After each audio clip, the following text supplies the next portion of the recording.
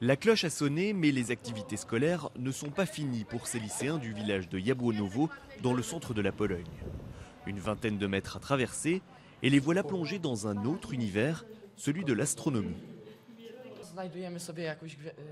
D'abord, on choisit une galaxie.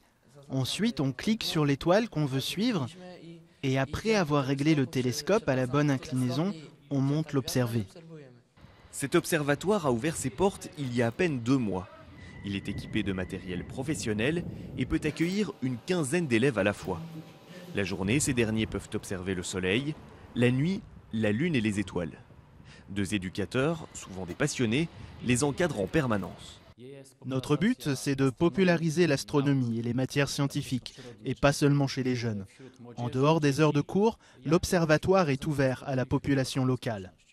5 observatoires identiques à celui-ci ont été inaugurés dans les écoles de la région.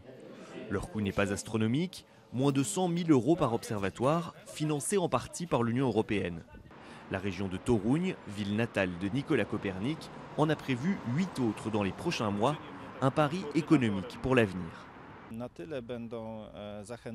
On espère réussir à intéresser les élèves de notre région pour qu'ils choisissent ensuite de faire des études scientifiques et techniques, ceux dont le marché a le plus besoin en ce moment.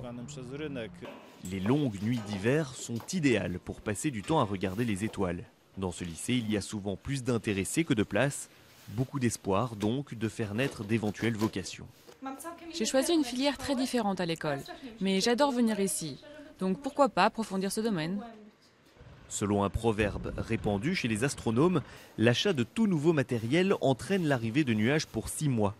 Mais cette génération doit être née sous une bonne étoile et le ciel n'aura bientôt plus de secret pour elle.